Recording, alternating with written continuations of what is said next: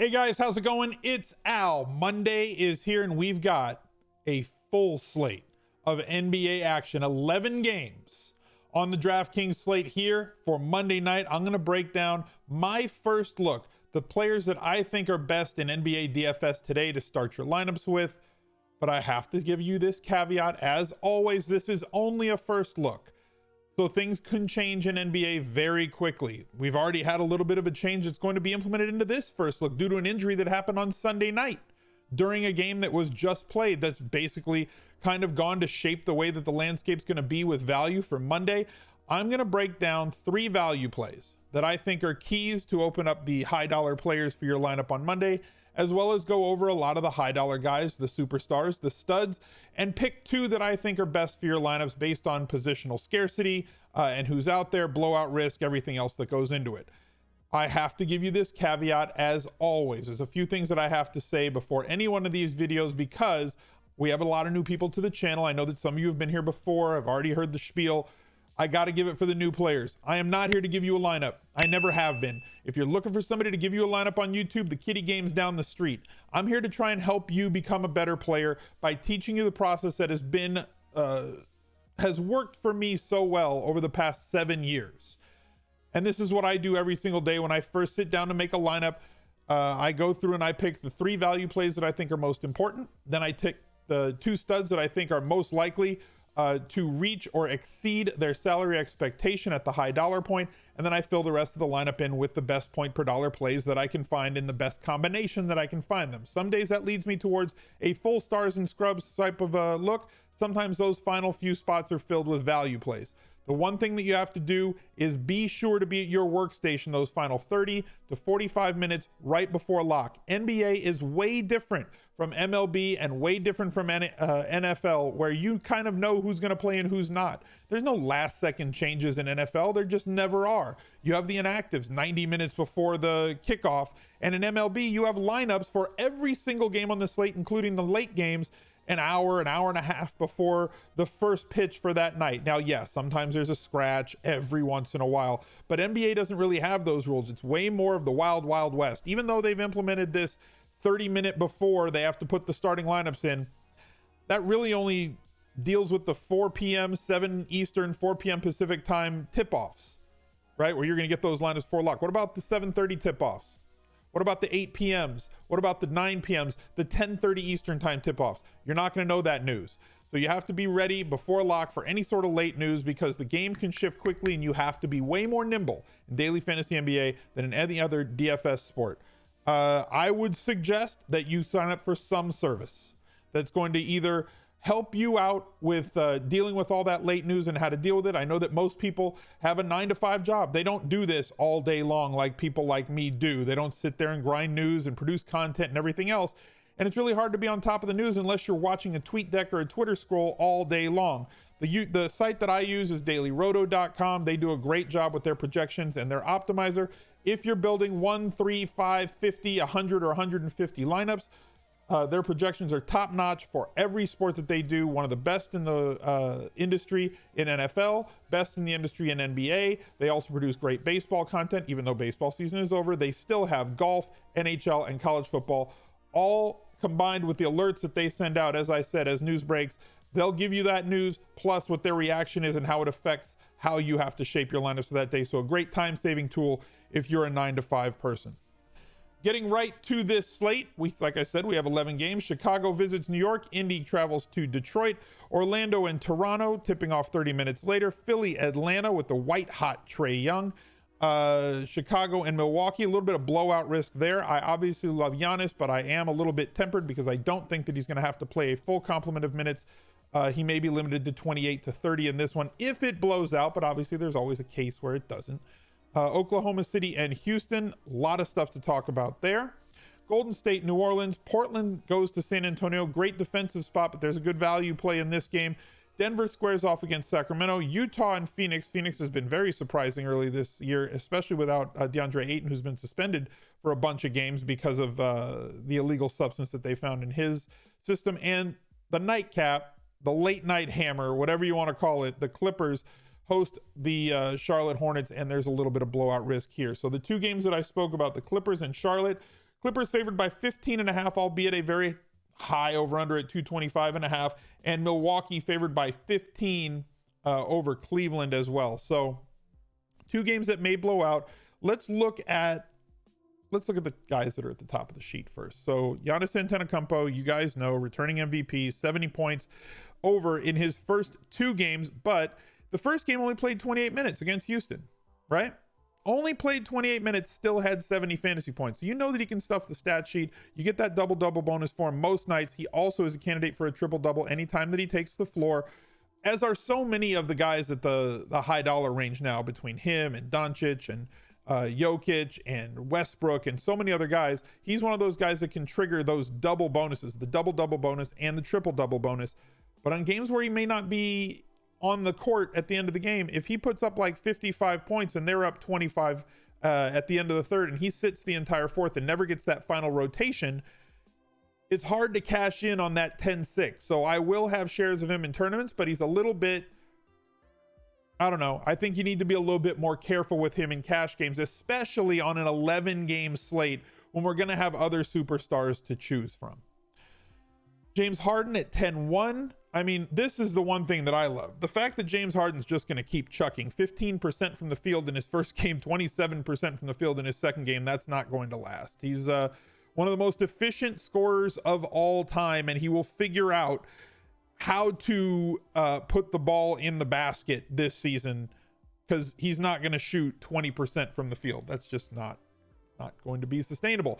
He will pick this shooting percentage up, and as he does, you get that extra half-point bonus for every one of those 3-pointers that he makes, and he's fired up 26 of them through the first 2 games. Now faces off against Oklahoma City. He's getting the line as much as he always has, producing with rebounds and assists as well as you need him to. I think he's a great play going into Monday night. Nikola Jokic, you guys know my feelings about Nikola Jokic.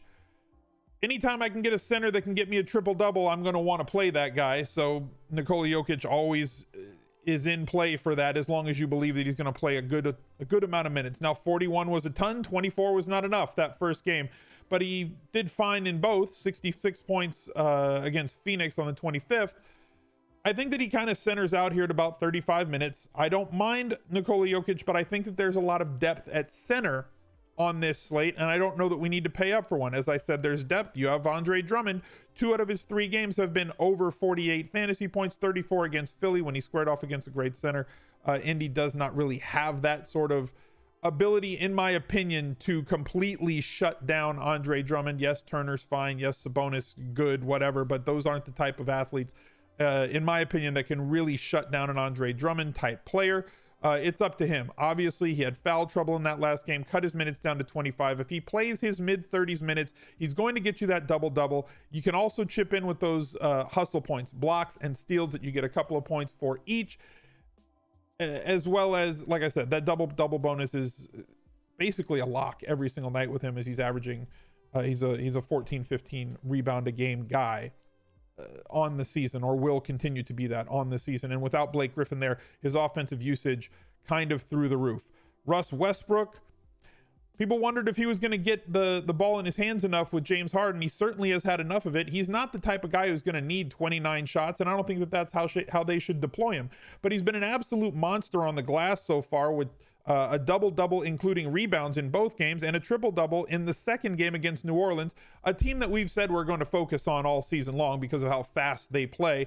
60+ fantasy points on DraftKings in both games. The fact that he doesn't need to be the lead scorer, just like last season with Paul George, Harden's going to be able to handle that as soon as he figures out his shooting issues that he's had through the first 2 games. Russ Westbrook just gets to be the energy guy, and that's what he thrives on being. He's going to be able to crash the boards. He's going to be able to have the ball in his hands. He's got players around him that can knock down shots, and he gets to just get out on the break and play fast pace the way that Houston wants to play. So Westbrook at 9,400 still looks like a bargain to me for this evening.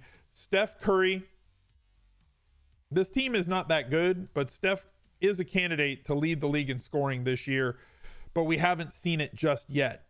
We haven't seen him go off 23 points in each of the first 2 games. He's going to have that 2 or 3 week stretch where he averages like 35 and 40 points a game. It's not here yet. It could start on Monday night because of the matchup with New Orleans. They're just unable to defend, and they want to play very, very fast. They have parts that can defend. Drew Holiday is a good on-ball defender, and Lonzo Ball has shown some defensive skills in the past, but they play so fast and up and down that this should be an environment where Steph Curry can really thrive. And at 9,500, he's right up there with the guards for me, and you get that shooting guard eligibility, so you can get that guy who you can plug in at the shooting guard spot to get you those rebound and assist points that shooting guards don't typically chip in with. Joel Embiid is questionable. Kawhi Leonard, as I said before, what can you say about him? Maybe the best player in the NBA right now, right? But for fantasy purposes, this is my issue with Kawhi Leonard. One night he's going to score 60 fantasy points. The next night 35 is in play. We've seen that. 48, 40, 61. This does not look like a game that's going to stay competitive for very long, and Kawhi Leonard may have to do this on less minutes. He hasn't topped 32 in any one game so far, and his production's been fine, but it hasn't been outstanding. We're going to need some competitive games, some nationally televised games, some games where maybe he plays 35 to 37 minutes, and I don't know that we get that, knowing that Kawhi and his team and his coaching staff last year and apparently this year wants to limit the amount of minutes that he plays. Only one of those games was a blowout that they've played so far. And one of them was a loss, but he still hasn't topped 32 minutes in a game. And until we see him do so, I think that this price is going to continue to come down a little bit. If not, it comes with a lot of risk at 9,200 to play for somebody or to pay for somebody who may only play 32 to 33 minutes in a game. If I knew that he had a ceiling of 35 to 38 to 40 minutes, like some of the other guys that we just talked about, it would be a different story.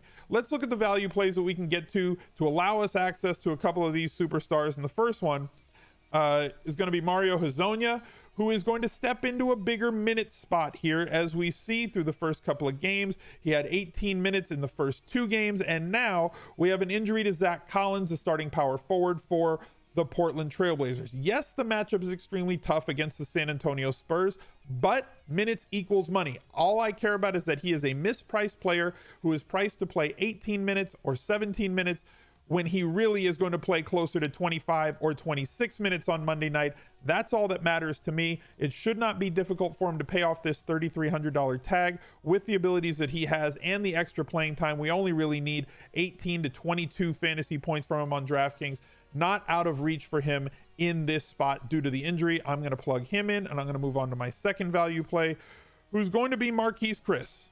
Now, Marquise Chris always comes with a bit of hand wringing for me because of his ability to foul people by just existing, but we've seen him not pay off his salary in game one, but not by much. Like I said, we're looking at 3,200. We're looking for 18 to 22 points. He had 16, so he didn't kill you on that night where he only had 16 fantasy points, but then he had 25 the next night. The price still hasn't come up, but the pace has in this game as they're playing against New Orleans instead of OKC.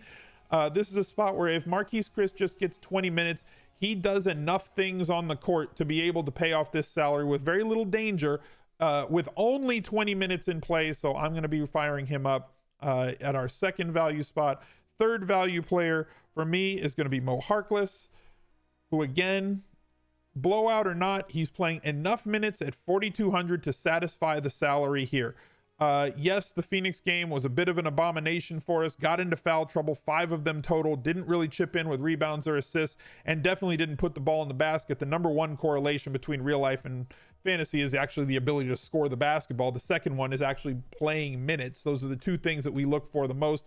Harkless does have the ability to put the ball in the hoop a little bit. He's not a great scorer, but with the amount of free time that's still opened up with Paul George not playing yet, and with Kawhi Leonard not playing any more than 32 minutes, I think that we can pencil in mid-20s minutes, 22 to 26 minutes from Moe Harkless, and at 4,200, that's enough for me to want to put him into a roster, especially for first look purposes. Now, I'm maybe hoping that more value opens up, and on an 11-game slate, it typically always does.